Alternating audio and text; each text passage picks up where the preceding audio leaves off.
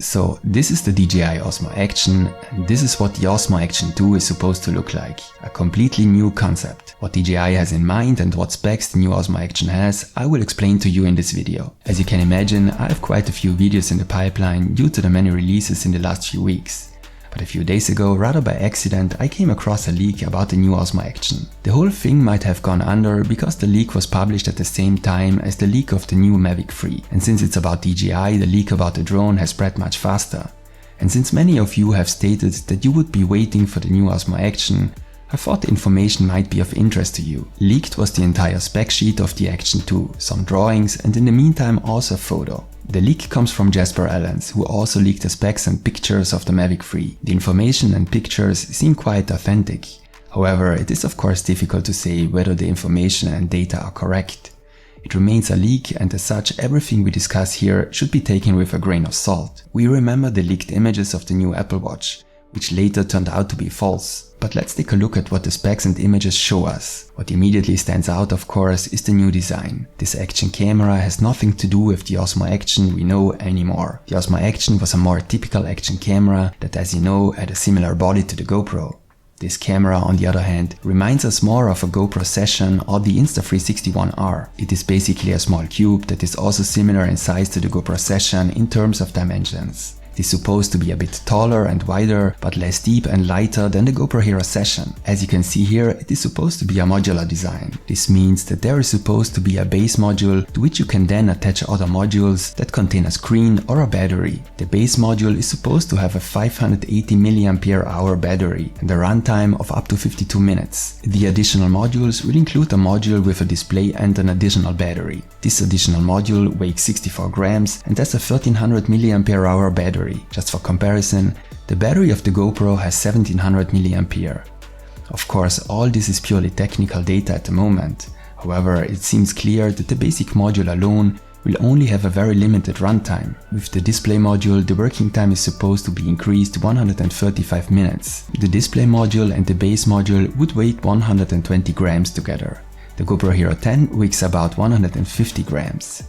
There is also a pure battery module without a display. This is supposed to allow a working time of up to 195 minutes. It is difficult to say what one should understand by working time, recording time or already the time when only operating the menu. I find the concept and design of the Action 2 very interesting. I've been complaining for a while that the GoPro is a bit too big and heavy for an action camera. As I mentioned, the design is very similar to the modular Insta361R. Unfortunately, I never had the chance to test the Insta361R. I would have liked to take a closer look at the module with the 1-inch sensor in particular. I also contacted the Insta360 and they wanted to send me a camera. However, they came to the conclusion that I was a GoPro fanboy and didn't send me the camera.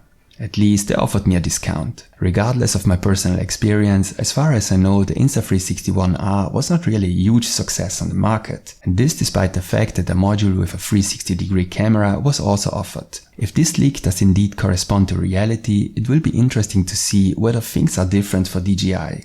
That will certainly depend on the capabilities of the camera.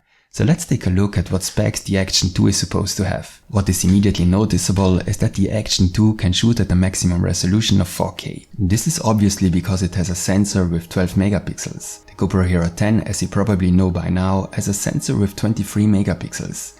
But the resolution alone says little about the image quality. A good 4K image is perfectly sufficient. The 5.3K offer only minimally more detail. In addition, fewer megapixels have advantages in low light, especially with small sensors.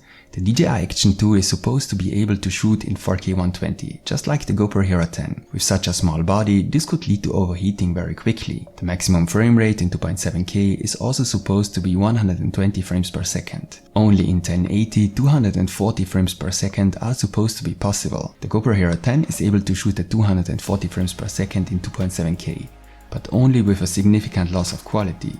So it is not a very clean 2.7K image. One piece of information that is very interesting relates to the sensor size. According to the datasheet, it should be a 1 to 1.7 inch sensor. Just for comparison, the old Osmo Action had a 1 to 2.3 inch sensor, just like the GoPro Hero 10. So a much smaller sensor. A larger sensor can lead to clearly visible advantages in low light, especially in combination with fewer megapixels. Fewer pixels are distributed over a larger area, The individual pixels can therefore absorb more light. On the new iPhone 13 Pro, for example, the wide main camera has approximately a sensor of this size. However, a larger sensor can also have a disadvantage for an action camera. That's the only thing that makes me a bit suspicious here. A larger sensor leads to more depth of field. As you know, everything on a GoPro is always in focus. The only area of the image that is not really sharp is the area close to the lens. The focus is fixed to infinity. There is no autofocus. This means that the image is always sharp, regardless of how much movement there is in the image. With a much larger sensor, this autofocus area close to the lens would probably be larger.